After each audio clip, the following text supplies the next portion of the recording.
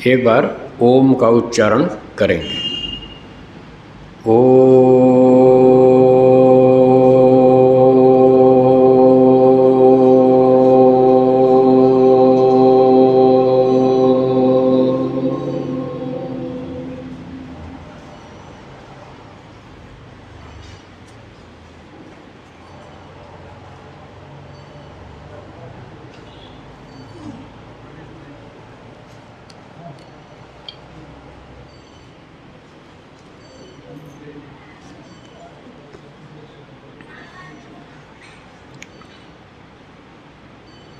इस समय हम एक छोटी पुस्तक है आर्योद्देश्य रत्नमाला, महर्षि दयानंद जी की लिखी हुई है आर्योद्देश्य रत्नमाला। इस पुस्तक में महर्षि दयानंद जी ने वेदों के आधार पर, ऋषियों के ग्रंथों के आधार पर 100 परिभाषाएं लिखी हैं। 100। धर्म क्या है, अधर्म क्या है, ईश्वर क्या है, आत्मा, कर्मफल, पुनर्जन्म आदि आदि, इस तरह की लगभग 100 परिभाषाएं लिखी हैं। तो उस पुस्तक का अध्ययन करेंगे, इन परिभाषाओं को समझने का प्रयास करेंगे। ये परिभाषाएं जो व्यक्ति समझ लेता है तो उसको वैदिक साहित्य समझ में आता है, और ये परिभाषाएं नहीं मालूम तो फिर वैदिक साहित्य समझ में नहीं आता। इसलिए हम चाहते हैं कि इस पुस्तक पर थोड़ा चिंतन करेंगे, विचार करेंगे, ताकि आपको फिर आगे स्वाध्याय करने में आसानी हो जाएगी। तो इस पुस्तक में पहली परिभाषा है ईश्वर। ईश्वर की परिभाषा लिखी है। संसार में जितने भी पदार्थ हैं उनमें सबसे अधिक झगड़ा ईश्वर के विषय में।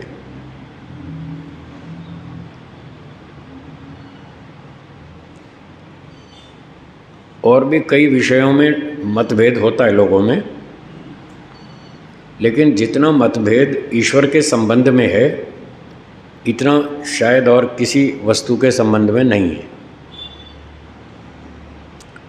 इसलिए महर्षि जी ने सबसे पहले ईश्वर की ही परिभाषा लिखी कि ईश्वर को ठीक से समझें।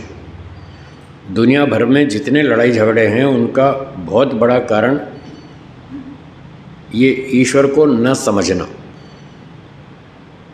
ईश्वर को समझना बहुत कठिन है, शायद सबसे अधिक कठिन है ईश्वर को समझना। इसीलिए लोग इसको समझ नहीं पा रहे और इसी कारण से उनके झगड़े चल रहे हैं। जब तक ईश्वर को नहीं समझेंगे तब तक ये लड़ाई झगड़ा बंद नहीं होगा, चलता रहेगा। तो ईश्वर बहुत अधिक मुख्य विषय है, इसलिए पहली परिभाषा महर्षि दयानंद जी ने ईश्वर के विषय में प्रस्तुत की। इस परिभाषा को पढ़ने से पहले एक छोटा सा प्रश्न है मेरी ओर से, आप लोग इसका उत्तर बताएं।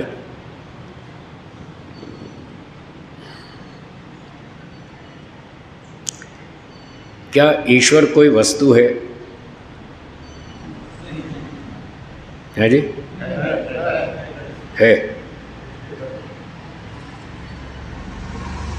जो लोग वस्तु मानते हैं वो हाथ ऊंचा करें। 1 2 3 4 5 6 7 8। जो वस्तु नहीं मानते वो हाथ ऊंचा करें। ठीक। और जिनको समझ में नहीं आया वो हाथ ऊंचा करेंगे। हाँ देखो, तीनों तरह के लोग हैं।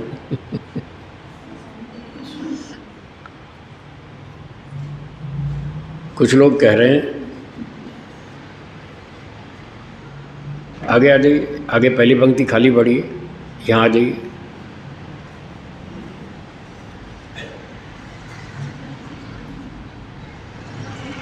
कुछ लोग कह रहे हैं ईश्वर एक वस्तु है, कुछ लोग कह रहे हैं ईश्वर वस्तु नहीं है, और कुछ कह रहे हैं समझ में नहीं आया। तो चलिए इसको सुलझा लेते हैं, इस बात को कि ईश्वर वस्तु है या नहीं है। अब परिभाषा पढ़ता हूँ मैं। ईश्वर जिसके गुण कर्म स्वभाव और स्वरूप सत्य ही हैं, जो केवल चेतन मात्र वस्तु है।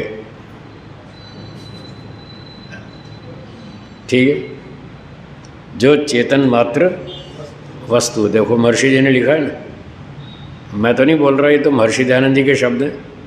वो लिख रहे हैं जो चेतन मात्र वस्तु है। तो ईश्वर एक वस्तु है। अब इसको याद कर लीजिए, जिसको संशय है वो भी संशय दूर कर ले, और जो नहीं मानते वो भी स्वीकार कर लें कि ईश्वर एक वस्तु है। आपको वस्तु क्यों नहीं लगती? हाँ बोलिए। ये प्रश्न किया था स्वामी जी ने, सत्यपति जी महाराज। और सबने तकरीबन वस्तु माना था। 5-7 लोग थे जिन्होंने हाथ खड़ा किया नहीं है। हाँ ठीक है। उन्होंने ये पूछा था कि लेने क्या आए हो? स्वामी जी मुझे एक प्रश्न है। हाँ बोलिए। आप जैसे कह रहे हैं कि वस्तु है, वस्तु क्या आकार रूप है? अभी मैं व्याख्या करता हूँ, थोड़ी सी सुनिए, आपका उत्तर आ जाएगा। बहुत सारे लोग ईश्वर को वस्तु नहीं मानते। वो क्यों नहीं मानते? उसका कारण ये है कि आपने और दूसरे लोगों ने स्कूल में कॉलेज में जो वस्तु की परिभाषा पढ़ी है, वो परिभाषा ईश्वर पे लागू नहीं होती, वो मैच नहीं करती। इसलिए आपको ये बात जचती नहीं कि ईश्वर कोई वस्तु है। आपने स्कूल कॉलेज में फिजिक्स केमिस्ट्री में ये पढ़ा है, वस्तु उसे कहते हैं जिसमें कुछ रूप हो, रंग हो, आकार हो, भार हो, धक्का मारती हो, कोई एक्शन रिएक्शन करती हो, उसका नाम वस्तु है। ये परिभाषा पढ़ी। और पहले जब हम स्कूल में पढ़ते थे, छोटे थे, तो हमारे समय में 3 तरह की वस्तुएं पढ़ाई जाती थी, सॉलिड, लिक्विड और गैस। तब 3 पढ़ाई जाती थी। तो इनकी रिसर्च चालू रहती है साइंस वालों की। अब एक चौथी और आ गई। अब 4 तरह की वस्तु मानते हैं, सॉलिड, लिक्विड, गैस और प्लाज्मा। ये चौथी वस्तु है प्लाज्मा। प्लाज्मा टीवी आपने सुना होगा। ऐसे प्लाज्मा से भी कई चीज़ें बनाई जा रही हैं। तो अब मॉडर्न साइंस वाले 4 तरह की वस्तुएं मानते हैं, सॉलिड, लिक्विड, गैस और प्लाज्मा। अब बताइए, ईश्वर क्या पत्थर की तरह सॉलिड है? नहीं है। क्या? प्लाज्मा। प्लाज्मा ये बहुत सूक्ष्म पदार्थ है। प्लाज्मा बहुत सूक्ष्म तत्व है मटेरियल। तो क्योंकि वो साइंस वाले तो मटेरियल के बारे में जानते हैं और मटेरियल से बाहर तो कुछ सोचते नहीं। तो अब ये चौथा मटेरियल और सामने आ गया। इसलिए अब 4 तरह के पदार्थ, द्रव्य पढ़ाए जा रहे हैं स्कूल कॉलेज में। जब ईश्वर कोई पत्थर की तरह सॉलिड भी नहीं है, क्या पानी की तरह लिक्विड है? ऐसा भी नहीं। हवा की तरह गैस फॉर्म में? ऐसा भी नहीं। और बहुत मटेरियल, सूक्ष्म मटेरियल प्लाज्मा, क्या बहुत सूक्ष्म मटेरियल है क्या ईश्वर? मटेरियल भी नहीं है, तो प्लाज्मा भी नहीं हुआ। तो यही पढ़ाया जा रहा है कि 4 तरह की वस्तुएं होती हैं। ईश्वर ना सॉलिड है, ना लिक्विड है, ना गैस है, ना प्लाज्मा। तो ईश्वर वस्तु कैसे हुआ? इसलिए लोगों के दिमाग में नहीं बैठती कि ईश्वर कोई वस्तु है। ठीक है। तो फिर ये महर्षि दयानंद जी वस्तु क्यों लिख रहे हैं? इसलिए लिख रहे हैं कि जो उनकी परिभाषा है वेदों की, अभी मैंने कहा था ये वेदों की परिभाषा है, तो जो वेद की परिभाषा है वस्तु की, वो ईश्वर पे लागू होती है। इसलिए वो ईश्वर को वस्तु कह रहे हैं। आत्मा भी एक वस्तु है। ये साइंस वाले ना आत्मा को मानते ना ईश्वर को, दोनों में से किसी को भी नहीं मानते, क्योंकि उनकी बुद्धि वहाँ तक जाती नहीं, ये वहाँ तक सोचते नहीं। और हमारे जैसे लोग कहते हैं तो हमारी सुनते नहीं, इसलिए वो वहीं अटके हुए मटेरियल पे ही। तो वेदों की परिभाषा ये है कि वस्तु उसे कहते हैं जिसमें कुछ गुण हो। क्या बोला? वस्तु किसे कहते हैं? जिसमें कुछ गुण हों, गुण, प्रॉपर्टीज, साइंस की भाषा में प्रॉपर्टी, गुण का मतलब प्रॉपर्टी, विशेषता, और साइंस की भाषा में वस्तु या द्रव्य मतलब सब्सटेंस, सब्सटेंस द्रव्य, पदार्थ, और प्रॉपर्टी उसकी विशेषता, उसका गुण। तो साइंस में भी ये नियम है और वेद में भी, दोनों में एक नियम है, कोई भी द्रव्य बिना गुण के नहीं होता। क्या बोला? कोई भी द्रव्य बिना गुण के नहीं होता, मतलब कोई भी द्रव्य होगा तो उसमें कोई ना कोई गुण अवश्य होगा। ऐसा कोई द्रव्य नहीं है जिसमें एक भी गुण ना हो, ऐसा कोई द्रव्य नहीं है। तो ये दोनों साथ ही रहते हैं, गुण और द्रव्य। तो कोई द्रव्य ऐसा नहीं है जिसमें गुण ना हो, कोई गुण ऐसा नहीं है जो द्रव्य से अलग रहता हो, द्रव्य में ही रहता है, तो दोनों साथ में रहते हैं। साइंस वालों का भी ऐसा नियम है, there is no substance without a property, there is no property without a substance. वो भी यही कहते हैं, गुण और द्रव्य साथ साथ रहते हैं। तो ईश्वर एक द्रव्य है, एक वस्तु है, एक पदार्थ है। उर्दू में चीज़ कह देते हैं लोग, ईश्वर एक चीज़ है, एक वस्तु है। तो ईश्वर वस्तु क्यों है? क्योंकि वस्तु की परिभाषा में बताया कि जिसमें गुण हो वह वस्तु है। हाँ जी, क्या बोला? जिसमें गुण हो वह वस्तु है। अब बताइए, ईश्वर में गुण है या नहीं है? है ना? तो ईश्वर वस्तु हो गई। अब बोलिए, समझ में आया? ईश्वर एक वस्तु है क्योंकि उसमें गुण है, इसलिए वस्तु है। ये वेदों की, दर्शनों की परिभाषा है। आत्मा में गुण है या नहीं है? है ना? इच्छा है, द्वेष है, प्रयत्न है, ज्ञान है, बहुत सारे गुण हैं। तो आत्मा में भी गुण है, इसलिए आत्मा एक वस्तु है। ईश्वर में गुण है, ईश्वर भी एक वस्तु है। प्रकृति में तो गुण है ही, वो तो सभी जानते हैं। इसमें रूप, रंग, आकार, भार, रूप, ये स्पर्श आदि धक्का मारती है, चोट मारती है, ये सब सारे गुण हैं इसमें। तो प्रकृति तो वस्तु है ही। आत्मा और ईश्वर भी वस्तुएं हैं क्योंकि इनमें भी गुण हैं, अपने अपने गुण हैं। अग्नि गर्म है, पानी ठंडा है, हाँ या ना? दोनों के अपने अपने अलग अलग गुण हैं। अग्नि गर्म है, पानी ठंडा है, हवा नॉर्मल है, न गर्म न ठंडी। जब हवा को अग्नि का संपर्क मिल जाए तो गर्म हो जाती है, पानी का संपर्क मिल जाए तो ठंडी हो जाती है। आजकल ठंडी हवा चलती है ना रात को, पानी के संयोग से, जल के संयोग से वो ठंडी हो जाती है। और मई जून में अग्नि के संपर्क से वो गर्म हो जाती है हवा। हवा का अपना और जो ओरिजिनल स्पर्श है वो सामान्य है, न गर्म न ठंडा। तो इस तरह से गुणों में अंतर होने से द्रव्य अलग अलग सिद्ध हो जाते हैं। तो जैसे अग्नि, वायु और जल, इनमें अलग अलग गुण हैं, इसलिए ये अलग अलग पदार्थ हैं। ऐसे ही ईश्वर और आत्मा, ये दो भी अलग अलग पदार्थ हैं, इनके गुण भी अलग अलग हैं। तो ईश्वर को समझना बहुत ज़रूरी है। लोग ईश्वर को नहीं समझ रहे, इसी कारण से सारी दुनिया में आतंकवाद फैला हुआ है। ये धर्म और ईश्वर के नाम पर ही तो है ना आतंकवाद। इसी बात पे तो झगड़ा है कि ऐसा ईश्वर है, ऐसा मानो, नहीं तो उड़ा देंगे, ख़त्म कर देंगे।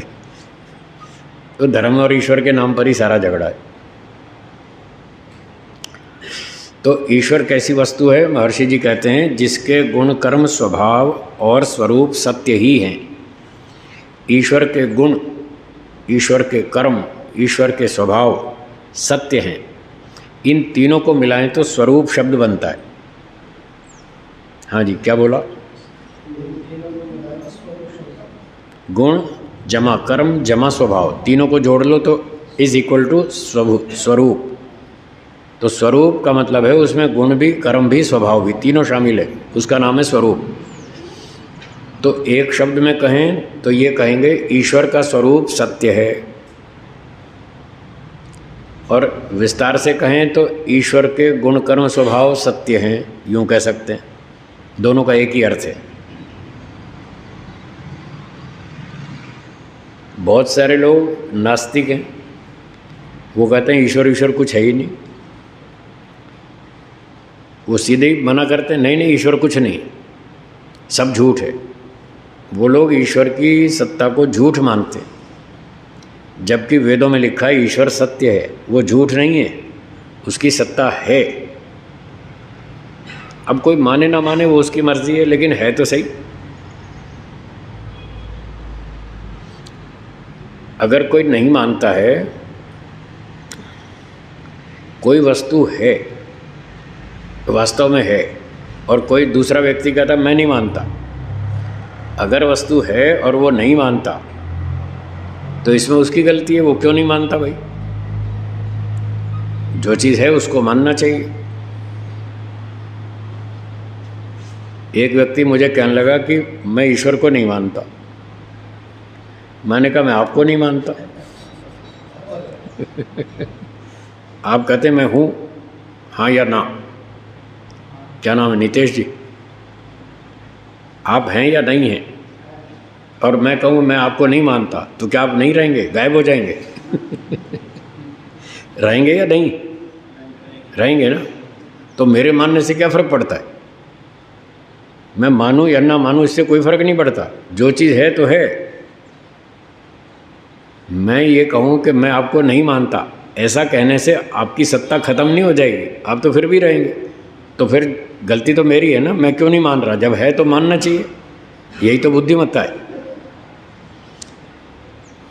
तो किस बात को माने किसको ना माने, उसका आधार क्या? उसका आधार है प्रमाण और तर्क। क्या आधार है? बस ये नोट कर लो आप। कोई चीज़ है अथवा नहीं है, किसको माने किसको ना माने, कौन सी सही है कौन सी गलत, इन सारी बातों का आधार है प्रमाण और तर्क। जो बात प्रमाण और तर्क से सिद्ध हो जाती है वो है, वो सत्य है। जो चीज़ प्रमाण और तर्क से सिद्ध नहीं होती वो झूठ है। ये शास्त्रों में बताया। हमारे जो वेद आदि शास्त्र हैं उनमें से 6 दर्शन शास्त्र हैं। कितने?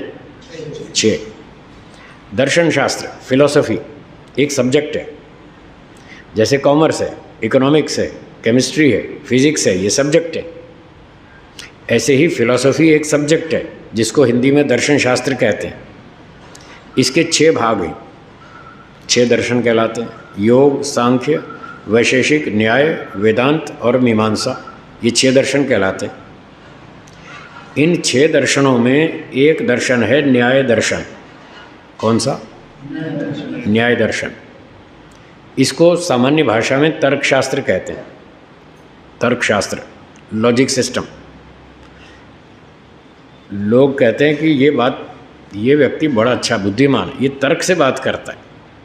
जो तर्क से बात करता है उसको ठीक मानते हैं, उसको बुद्धिमान मानते हैं। सही बात। इसीलिए तो हम कह रहे हैं प्रमाण और तर्क से ही सही गलत का निर्णय होता है। तो इसके लिए पूरा शास्त्र है, तर्कशास्त्र, जिसका नाम है न्याय दर्शन। इस न्याय दर्शन में बताया है कि व्यक्ति सोचने और बोलने में कितनी गलतियां करता है। उसकी मैंने सुबह कहा था क्लास में, सोच में गड़बड़ है लोगों को, सही सोचना नहीं आता।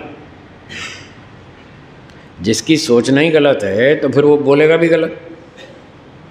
जब सोचता ही गलत है तो गलत बोलेगा ना, ठीक कैसे बोलेगा? और जो गलत सोचता है तो वो व्यवहार भी गलत ही करेगा। तो हमारे बोलने और आचरण का मूल आधार है सोचना, चिंतन। यदि चिंतन ठीक है तो वाणी ठीक होगी, आचरण ठीक होगा। हो सकता है, फिर भी गारंटी नहीं। चिंतन ठीक होने के बावजूद भी आदमी जानबूझकर झूठ बोलता है। वो जानता है कि ये गलत है, फिर भी गलत बोलता है। वो उसको पता है ये काम गलत है, फिर भी करता है। तो सोचना हमारा यदि सही हो तो भी गारंटी नहीं है कि व्यक्ति ठीक बोलेगा और ठीक काम करेगा। कर भी सकता है, नहीं भी कर सकता, दोनों बातें।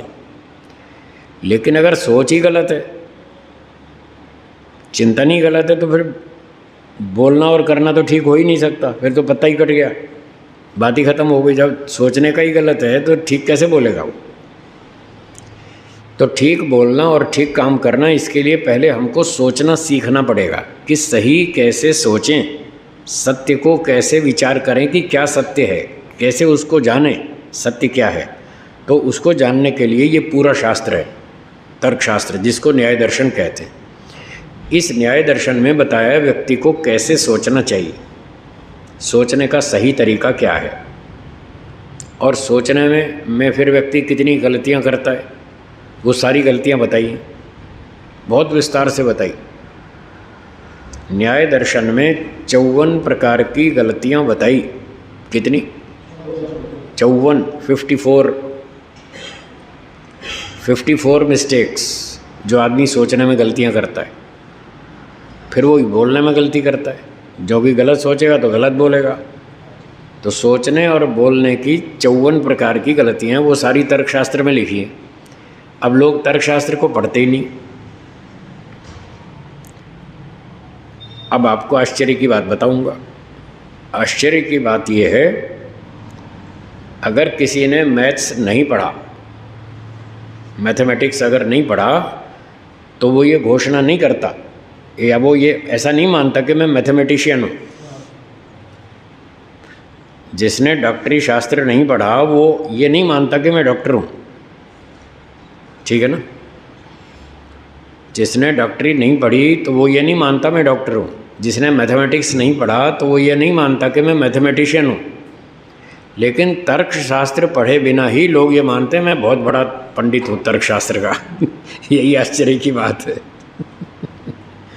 तर्कशास्त्र की शक्ल भी नहीं देखी, एक बार भी नहीं पढ़ा, और बिना ही पढ़े ये मानता है मैं बहुत बड़ा तार्किक विद्वान हूँ। ऐसी बड़ी समस्या है ये। तो जो अपने आप को बहुत तार्किक मानता हो, लॉजिशियन मानता हो, तो उसको तर्कशास्त्र न्याय दर्शन ज़रूर पढ़ना चाहिए। और वैसे ही पढ़ना चाहिए जैसे डॉक्टरी पढ़ते हैं। मेडिकल कॉलेज में जाओ, वो आपको जैसे पढ़ाएं वैसा पढ़ो तो आपको समझ में आए कि हाँ डॉक्टरी क्या होती है। मैथ्स के टीचर के पास जाओ, वो जैसे पढ़ाए वैसे पढ़ो तो समझ में आए मैथ्स क्या होता है। तर्कशास्त्र पढ़ना हो तो किसी तर्कशास्त्री के पास जाओ, वो जैसा पढ़ाए वैसे पढ़ो तो आपको समझ में आए कि हाँ सही सोचने का क्या तरीका है, और सोचने में कितनी कहाँ गलतियाँ हो रही हैं, वो गलती समझाएगा आपको, तो आपको समझ में आएगी। जब तक आप तर्कशास्त्र नहीं पढ़ेंगे आपको अपनी गलतियाँ समझ में भी नहीं आएंगी। जिसने मैथ्स नहीं पढ़ा और वो अकाउंट लिखने लगे तो बताइए गलती करेगा या नहीं करेगा। और उसको बताएंगे तो उसकी समझ में भी नहीं आएगी मैंने कहाँ जोड़ में कहाँ गलती करी है, कहाँ हिसाब में गलती करी, उसको गलती समझ में भी नहीं आएगी। इसलिए विधिवत शास्त्रों को पढ़ना चाहिए। तो ये जो तर्कशास्त्र है न्याय दर्शन, महर्षि गौतम जी का लिखा हुआ। किसका लिखा?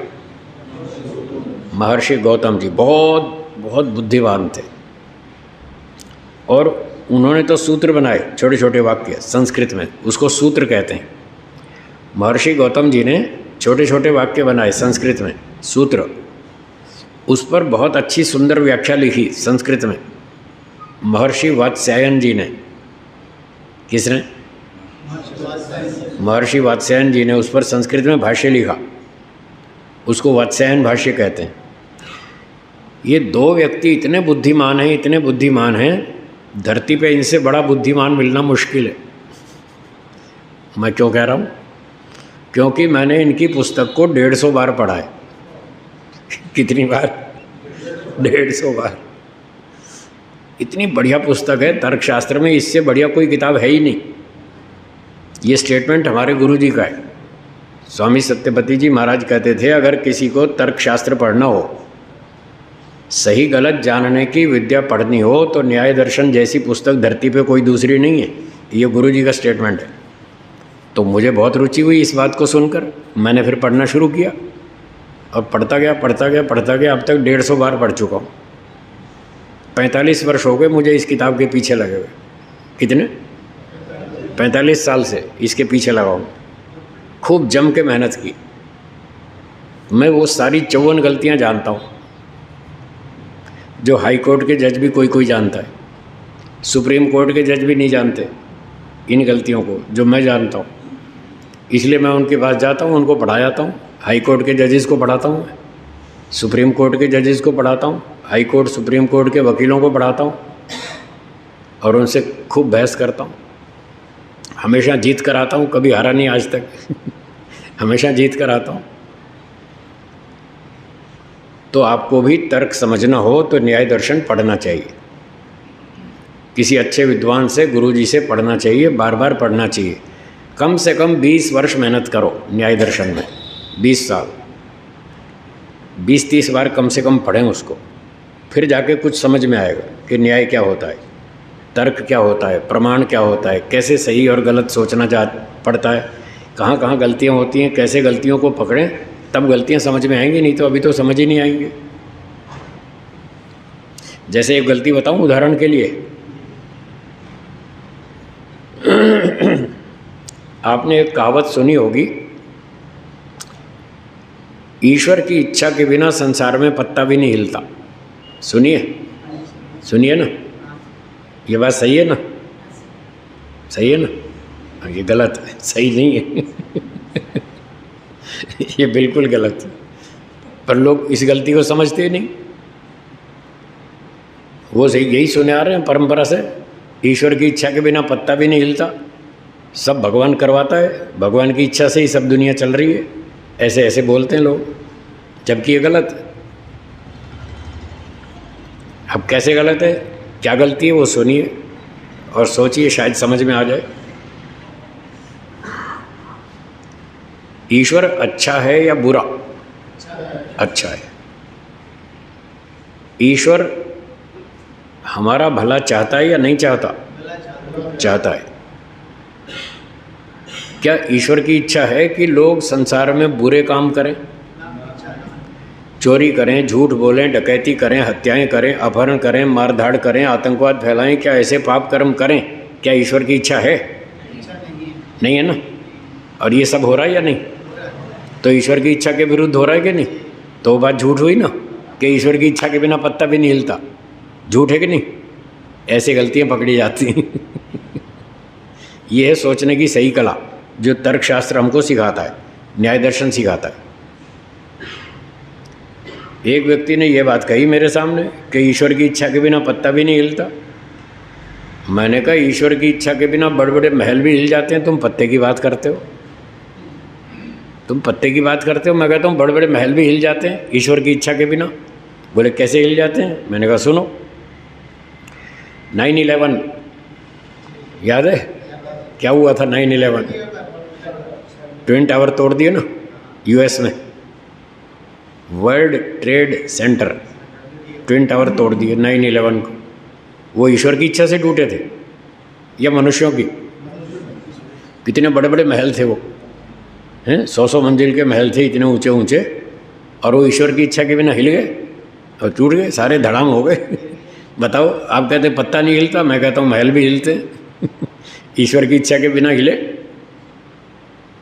तो ऐसी ऐसी 50 गलतियाँ हैं जो चल रही हैं, पर लोग उनको समझते नहीं। ऐसी ही ये भी एक गलती है कि ईश्वर कोई वस्तु नहीं है, ये भी एक गलती है। जबकि ऋषि लोग कह रहे हैं ईश्वर एक वस्तु है, और कैसी वस्तु है? चेतन वस्तु है। 2 प्रकार की वस्तुएं होती हैं। कितने प्रकार की?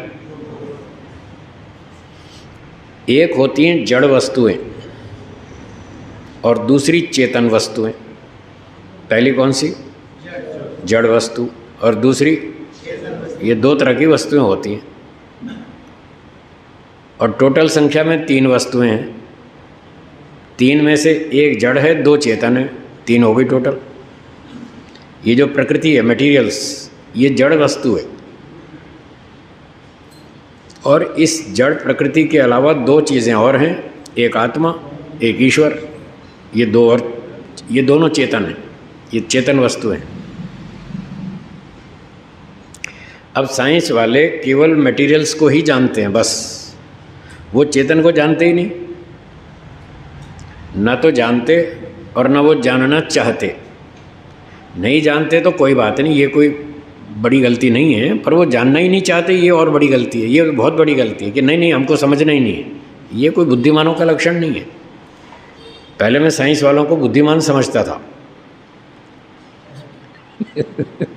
पहले समझता था, जब मैं बच्चा था, छोटा था, तब मैं समझता था ये साइंस वाले बड़े बुद्धिमान हैं, बढ़िया बात करते हैं। अब नहीं समझता अब ये मानता हूँ ये बड़े अड़ियल हैं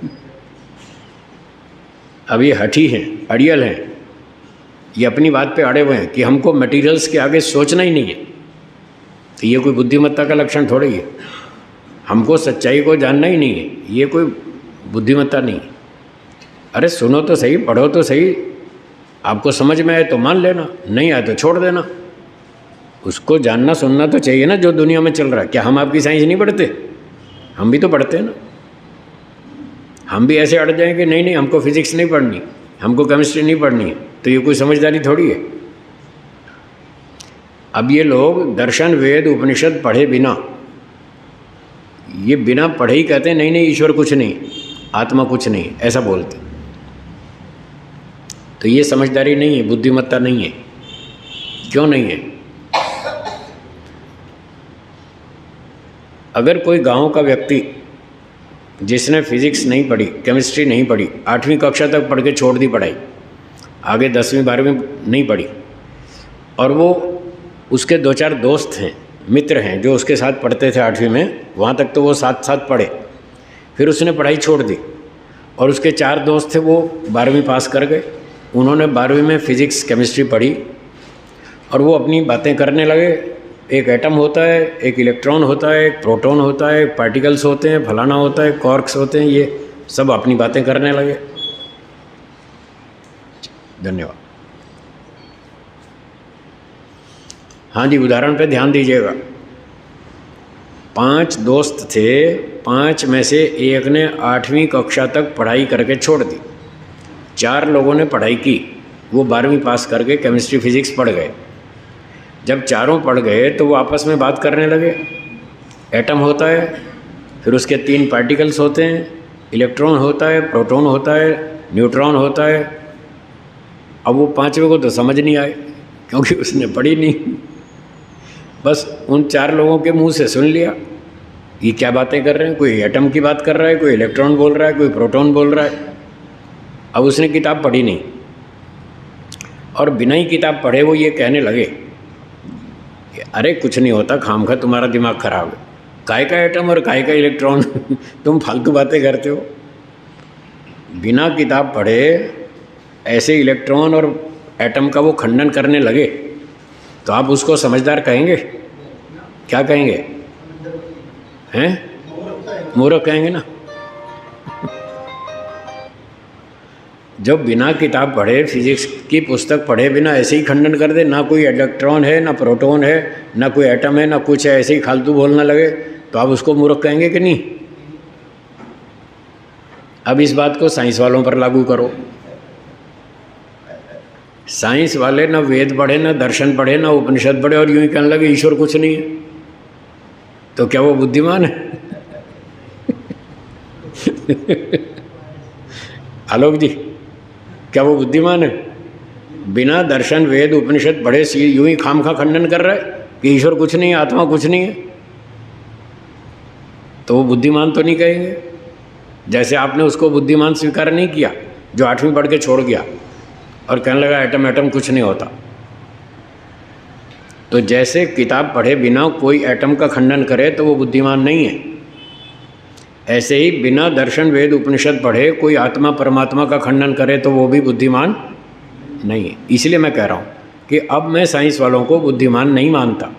उन्होंने कसम खा रखी है कि हम इसको नहीं पढ़ेंगे, तो ये कोई बुद्धिमानों का लक्षण नहीं है। बुद्धिमान बनना हो तो आपको दर्शन वेद उपनिषद पढ़ना होगा।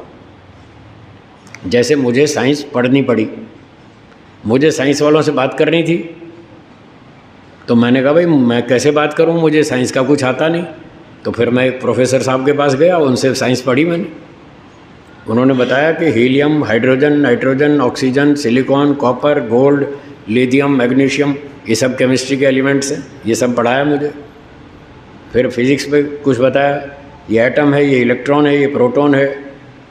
इलेक्ट्रॉन में नेगेटिव चार्ज होती है, प्रोटॉन में पॉजिटिव चार्ज होती है, फिर छोटे छोटे पार्टिकल्स और होते हैं, क्वार्क्स होते हैं, फिर एनर्जी होती है। सारा उन्होंने पढ़ाया तो मैंने समझा कि हाँ ठीक है। जब मैंने साइंस पढ़ी और तब मैं कुछ बोल रहा हूँ ना, तो आपको भी दर्शन वेद उपनिषद पढ़ना होगा, उसके बाद बोलो। अब साइंस पढ़ने के बाद मैं खंडन कर सकता हूँ अगर मुझे कुछ करना हो तो जो भी करूँगा प्रमाण से करूँगा ना। देखो तुम्हारी किताब में ऐसा लिखा है, आपकी पुस्तक में ऐसा लिखा है, तो मैं प्रमाण से बात करूँगा, तब वो सत्य सिद्ध हो पाएगा और ये बुद्धिमत्ता होगी। ऐसे आपको ईश्वर की सत्ता माननी या नहीं माननी, जो भी करना है प्रमाण से बात करो, तर्क से बात करो, तो ठीक है, आपकी बात मानेंगे, बिल्कुल मानेंगे।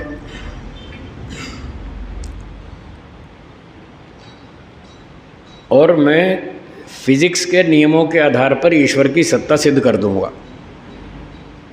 एक और चैलेंज मेरा, आत्मा और ईश्वर दोनों की सत्ता सिद्ध कर सकता हूं मैं, फिजिक्स की किताब के आधार पर, फिजिक्स के नियमों के आधार पर, जो कि ये अड़ियल लोग साइंस वाले नहीं मानते। कुछ बुद्धिमान लोग हैं साइंस वाले जो मानने लग गए। गुजरात यूनिवर्सिटी के एक प्रोफेसर साहब, अब तो रिटायर्ड हो गए, ये 25 साल पुरानी बात कर रहा हूँ, 25-30 साल पुरानी। उनका नाम है प्रोफेसर SD वर्मा, सत्यदेव वर्मा। वो थे HOD फिजिक्स डिपार्टमेंट के Gujarat university, director of the school of science Gujarat university, fellow of American physical society, इतने ऊंचे साइंटिस्ट। उनसे 25-30 साल पहले मेरी चर्चा हुई, मेरी भेंट हुई, उनसे परिचय हुआ। तो मैंने उनसे पूछा, आप ईश्वर को मानते हैं, नहीं मानते? बोले नहीं मानते। मैंने पूछा क्यों नहीं मानते? बोले दिखता नहीं। बहुत सारे लोग यही कहते हैं ना, दिखता नहीं। उन्होंने भी यही कहा, दिखता नहीं। तो मैंने कहा अच्छा, अल्फ़ा बीटा गामा रेज दिखती हैं क्या? आलोक जी दिखती है? तो आप मानते हैं या नहीं? मानते हैं। देखो अब मान लिया ना, बिना देखे मान लिया कि नहीं? तो मैंने उनकी बात काट दी। उन्होंने कहा ईश्वर दिखता नहीं, हम नहीं मानते। मैंने कहा अल्फ़ा बीटा गामा रेज भी नहीं दिखती हैं, फिर क्यों मानते हो? एक्स रेज कहाँ दिखती हैं, वो भी आप मानते हैं। ज़मीन में ग्रेविटेशन फोर्स है, दिखती है, फिर वो भी मानते हैं आप। कितनी सारी चीज़ मानते हैं। जब मैंने ये 2-4 एग्जाम्पल दिए तो वो सावधान हो गए। बुद्धिमान आदमी थे, सरल थे, ईमानदार थे। उन्होंने फट अपनी बात छोड़ दी, बोले आपकी बात सही है। फिर कहने लगे कि अच्छा चलो दिखता नहीं है, कम से कम बुद्धि से तो समझ में आता है। जो चीज़ आप सिद्ध करना चाहते हैं वो कम से कम बुद्धि से तो समझ में आनी चाहिए। Alpha beta gamma rays, X rays और ग्रेविटेशन फोर्स बुद्धि से समझ में आती है, इसलिए हम मानते हैं। मैंने कहा अच्छा, अगर हम ईश्वर को भी बुद्धि से समझा दें फिर तो मान लेंगे। बोले हाँ फिर तो मान लेंगे। मैंने कहा ठीक है, तो वो तो हमारे लिए बहुत आसान है, हम अभी समझा देंगे, हमारा रोज़ का यही काम है। हम न्याय दर्शन पढ़ते हैं और पढ़ाते हैं, हम बुद्धि से काम करते हैं, अभी फटाफट समझा देंगे कि ईश्वर है। बोले अच्छा बताइए। मैंने उनसे एक प्रश्न पूछा कि आप स्पेस साइंसेज में स्पेशलिस्ट हैं, फिजिक्स के डिपार्टमेंट के HOD हैं, स्पेस साइंसेज में स्पेशलिस्ट हैं। मेरा प्रश्न ये है कि ये जो यूनिवर्स चल रहा है, जो सृष्टि चल रही है, ये सिस्टमेटिक है या अनसिस्टमेटिक? बोलिए आलोक जी। सिस्टमेटिक, ठीक है ना? उन्होंने भी कहा इट इज़ वेरी सिस्टमेटिक। मैंने कहा ठीक, ये यूनिवर्स चल रहा है, सिस्टमेटिक चल रहा है, पृथ्वी घूम रही है, सूर्य का चक्कर लगा रही है, ठीक दिशा में चल रही है, ठीक गति से चल रही है, 1 साल में घूम के वापस आ जाती है वहीं पर। तो मुझे ये बताइए, जिस मटेरियल से ये यूनिवर्स क्रिएट हुआ, जिस मटेरियल से ये संसार बना, क्या उसमें अकल नाम की कोई चीज़ है? बोले नहीं है। तो मैंने कहा फिर किसकी अकल से चल रही है, बस इतना बता दो। उनकी आ गई समझ में। स्वीकार कर लिया उन्होंने, आ गई समझ में आ गई। तो मैंने कहा आज से ईश्वर को मानेंगे? बोले मानेंगे। उस दिन से वो ईश्वर को मानने लगे। ऐसे होते हैं बुद्धिमान लोग। तो जो साइंस वाले प्रमाण से, तर्क से बात को समझते हैं, स्वीकार करते हैं, वो बुद्धिमान है। और जो हठी हैं, अड़ियल हैं, नहीं मानते, वो गड़बड़ है। ठीक है ना। तो वो ईश्वर को समझ गए और मानने लगे उस दिन से, और बड़े प्रभावित हुए इस बात से कि जो बात हमारी समझ में 50 साल से नहीं आ रही थी आपने 5 मिनट में समझा दी, हमको बढ़िया समझ में आई, तो आज से हम ईश्वर को मानेंगे। मैंने कहा अच्छी बात। फिर मैंने पूछा आप आत्मा को मानते हैं? बोले नहीं मानते, क्योंकि फिजिक्स में कहीं उसकी चर्चा नहीं है। तो मैंने पूछा क्यों नहीं मानते? तो पहला उत्तर तो वही था, दिखता नहीं है। पर अब वो ये तो नहीं बोल सकते थे कि दिखता नहीं है क्योंकि वो बात तो कट चुकी थी उनकी, इसलिए ये तो नहीं बोले कि दिखता नहीं है। फिर ये बोले अच्छा उसको भी समझाइए तो हम मान लेंगे, आत्मा के बारे में समझाइए, हम मान लेंगे। उनसे मैंने पूछा आत्मा के विषय में, क्या आपके अंदर इच्छा है? इच्छा, डिजायर। क्यों जी, आपके अंदर इच्छा है ना? थोड़ी है, ज़्यादा? ज़्यादा। यही तो गड़बड़ है यही तो गड़बड़ है, जो ढेर सारी इच्छाएं पाल रखी है ना मन में, यही तो गड़बड़ है। काहे की गड़बड़ है? यही आपके दुखों का कारण है। ये इच्छाएं ही तो कारण है जो दुख दे रही हैं। तो मैंने उनसे पूछा क्या आपके अंदर इच्छा है? बोले है। तो मैंने पूछा ये फिजिक्स में और केमिस्ट्री में जितने मटेरियल्स हैं, मुझे ये बताइए इनमें किस में इच्छा है? किसी मटेरियल में इच्छा हो तो बताइए। तो कहने लगे नहीं, इसमें तो किसी में भी नहीं है। तो मैंने कहा जब मटेरियल में इच्छा नहीं है और आपका बॉडी मटेरियल से बना है, तो फिर आप में इच्छा कहाँ से आई? बोले आ गया समझ में आ गया वो भी समझ में आ गया। जिसमें इच्छा रहती है वही तो आत्मा है। There is no property without a substance, there is no substance without a property. अगर कोई प्रॉपर्टी है तो इच्छा, डिज़ायर, ये प्रॉपर्टी है। और अगर ये प्रॉपर्टी है तो कोई सब्सटेंस भी होगा जिसमें ये रहती है। मटेरियल में तो किसी में नहीं है। तो फिर वो जो सब्सटेंस है जिसमें इच्छा रहती है वही तो आत्मा है। अब बोलिए समझ में आया? इच्छा है या नहीं है? है। तो किस में रहती है? आत्मा में। तो मैंने समझा दिया, उनको समझ में आई। इतने खुश हुए, बहुत बहुत प्रसन्न हुए। कहने लगे कमाल कर दिया आपने, तो आज तो बहुत बढ़िया बढ़िया बात सीखने को मिल रही है तो इस प्रकार से सही और गलत का निर्णय होता है। ये सारा न्याय दर्शन का चमत्कार है, ये महर्षि गौतम का चमत्कार है। आप कोई भी धरती भर की कोई भी शंका ले आइए, सबका समाधान है उनके पास। ऐसे ऐसे फार्मूले हैं, सब प्रश्नों का उत्तर निकल आएगा। और आपको गलतियां भी समझ में आएंगी कि कहाँ हम गलती कर रहे हैं सोचने में, कहाँ हमसे गलती हो रही है। अब वो बात आपको और सुना दूं कि फिजिक्स के नियमों पर आत्मा और ईश्वर को सिद्ध किया जा सकता है। ये बात और सुन लीजिए, फिर बात विराम देंगे। न्यूटन्स लॉ ऑफ मोशन आपने पढ़ा होगा, पढ़ा है ना? न्यूटन्स लॉ ऑफ मोशन में फर्स्ट लॉ ये है, a body in a state of rest or of motion will continue in its state of rest or of motion until an external force is applied। ठीक है, यही है ना? अब Newton ये कह रहे हैं कि जो बॉडी है, मान लो ये एक बॉडी है, एक वस्तु है, ठीक है, ये यहाँ रखी है, स्टिल पोजीशन में स्थिर है।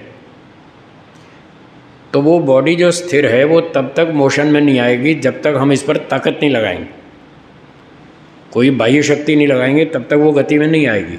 ठीक है, यही है ना? और जो चीज़ चल रही है, गतिशील है, वो तब तक रुकेगी नहीं जब तक उस पर कोई फोर्स नहीं लगाई जाए रोकने के लिए। जैसे आप कार चलाते हैं तो ब्रेक लगाते हैं तब रुकती है, ब्रेक नहीं लगाएं तो सामने हवा की टक्कर लगती है तो भी रुक जाएगी, हवा की टक्कर से। कोई फोर्स लगनी चाहिए तब वो रुकेगी, नहीं तो नहीं रुकेगी। तो अब मेरा प्रश्न है, इस लॉ के आधार पर बॉडी जो स्थिर है वो मोशन में तब तक नहीं आएगी जब तक उस पर कोई बाहर की ताकत ना इस्तेमाल की जाए। तो यूनिवर्स में तो जितना मटेरियल है आपका सारी बॉडी है, तो उसको गति किसने दी? कौन सी फोर्स है जो उसको मोशन में लाई? उसका उत्तर आपको देना है। बोलिए साइंस वालों जवाब दो। In the very very beginning of this universe there was a nebula. ठीक है, ये वर्मा साहब ने एक दिन हमें बताया, प्रोफेसर वर्मा जी कहने लगे आज हम आपको एवोल्यूशन के बारे में बताएंगे। हमने कहा ठीक है बताइए। एवोल्यूशन, सृष्टि कैसे बनी? हमने कहा बताइए। ये उनकी भाषा बोल रहा हूँ। प्रोफेसर वर्मा साहब ने कहा in the very very beginning of this universe there was a nebula. हमने पूछा सर ये नेबुला क्या होता है? हमें समझ नहीं आया नेबुला क्या होता है। तो बोले आप मोटे तौर पे ऐसा समझ लीजिए कि धुएं का एक बादल होता है, ऐसे धुएं का बादल जैसा होता है। हमने कहा ठीक है, आ गया। हाँ, ऐसे फैला हुआ एक धुएं का बादल जैसा होता है। हमने कहा ठीक है, समझ में आ गया। फिर क्या हुआ? There was a big explosion in nebula. ठीक है, there was a big explosion in nebula. हमने पूछा सर ये बिग एक्सप्लोजन किसने किया? कौन सी फोर्स थी? बोले ये नहीं पता हमें। यहाँ आके अटक गए। बोले ये नहीं पता। मैंने कहा आपको नहीं पता, हमको पता है। बोले अच्छा आपको पता है? मैंने कहा हाँ बिल्कुल पता है। तो आप बताओ कौन सी फोर्स थी? मैंने कहा गॉड वाज दैट फोर्स।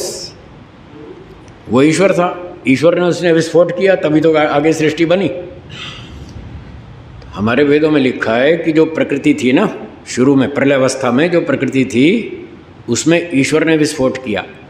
ईश्वर ने उसने हलचल पैदा की और ये सारा लोकांतर बनाए। तो हमें तो पता है बिना फोर्स के वो बॉडी मोशन में आ ही नहीं सकती। वो तो आपके न्यूटन भी कह रहे हैं। अब न्यूटन के पहले नियम से ये सिद्ध हो रहा है कि दो तरह की चीज़ें हैं, एक बॉडी एक फोर्स। हाँ या ना? ठीक है ना? समझ में आ रहा है ना? एक बॉडी एक फोर्स, दो तरह की चीज़ें न्यूटन भी कह रहे हैं। तो हम तो उन्हीं के न्यूटन साहब के नियम से ही पूछ रहे हैं कि वो बॉडी तो यूनिवर्स है, वो तो नेबुला था, वो तो बॉडी थी। वो फोर्स कौन सी थी वो आपको बताना है। उनकी तो समझ में आ गई, इसलिए उन्होंने स्वीकार कर लिया कि कोई फोर्स थी जिसने इसको गति दी और उस गति के बाद सारी सृष्टि बनी। तो वो जिस फोर्स ने गति दी इस नेबुला को, वो चेतन ईश्वर है। उसमें ताकत भी है और उसमें अक्ल भी है, दोनों है। इसलिए उसने अपनी ताकत से प्रकृति से जगत को बनाया और अकल से बनाया। उसमें अकल है, सिस्टम से बनाया। आप देख लो हर जगह सिस्टम है। बॉटनी में जाइए, गेहूं का बीज बोइए, कौन सी फसल आएगी? अनार की क्यों नहीं आती? सिस्टम है ना वो। गेहूं का बीज बोएंगे तो गेहूं की फसल आएगी, अनार का बीज बोएंगे तो करेला नहीं आएगा, अनार ही आएगा। हर जगह सिस्टम है। तो ये सिस्टम बनाने वाला कौन है? वो ईश्वर है। तो न्यूटन के लॉ ऑफ मोशन से भी ये सिद्ध होता है कि दो तरह की चीज़ें, एक तरह की चीज़ें मानकर आप सृष्टि की व्याख्या नहीं कर सकते। तो ईश्वर सृष्टि को बनाता है और इसको चलाता है, मेंटेन करता है। तो जो तत्व इस पूरे यूनिवर्स को बनाता है, पालन करता है, विनाश करता है, वो ईश्वर है। और जो दूसरा आत्मा है वो रेलगाड़ी बनाता है, वो कार बनाता है, कंप्यूटर बनाता है, मोबाइल फ़ोन बनाता है। ये आत्मा है, ये भी अकल से बनाता है। आप रेलगाड़ी के टुकड़े, लोहे के टुकड़े रख दो और अपने आप जुड़कर इंजन बन जाए तो बताइए जुड़ जाएगा? नहीं जुड़ेगा। अपने आप इंजन नहीं बनेगा, हज़ारों करोड़ साल में भी नहीं बनेगा। पड़े रहेंगे टुकड़े यूँ के, उनमें अकल तो है नहीं। तो वो अकल वाला आत्मा है, आप और हम रोटी बनाते हैं, कार बनाते हैं, कंप्यूटर बनाते हैं, सैटेलाइट बनाते हैं, क्या क्या बनाते हैं, सब चीज़ बनाते हैं। इस तरह से वेदों का ये सिद्धांत है, तीन वस्तुएं अनादि हैं, सदा से तीन पदार्थ हैं। एक ईश्वर है, वो अलग है, उसके गुण अलग हैं। दूसरा आत्मा है, उसके गुण अलग हैं। और तीसरा प्रकृति, मटेरियल्स, वो अलग है, उसके गुण अलग हैं। वो जड़ वस्तु है, ये दोनों चेतन है। आत्मा भी चेतन है, ईश्वर भी चेतन है। आत्मा थोड़ी शक्ति वाला है, ईश्वर बहुत शक्ति वाला है। आत्मा छोटी छोटी कार बनाता है, ईश्वर बड़ी बड़ी बनाता है। हम छोटी छोटी कार चलाते हैं और वो पृथ्वी को चलाता है, सूर्य को चलाता है, बहुत पूरे ब्रह्मांड की रचना करता है, उसका पालन करता है। तो इसलिए ईश्वर एक वस्तु है। ये बात महर्षि दयानंद जी ने बताई। ईश्वर एक चेतन वस्तु है। मटेरियल्स जड़ वस्तु है, ईश्वर चेतन वस्तु है और आत्मा भी चेतन है।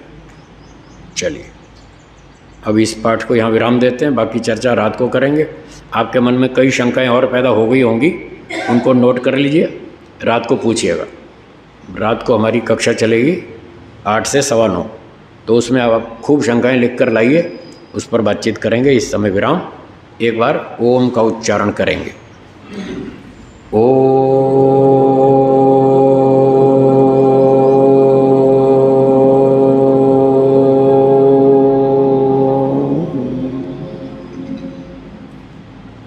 बोलिए सर्वेभ्यो नमः। सबको सादर नमस्ते जी। आपस में भी नमस्ते कर लेंगे। धन्यवाद।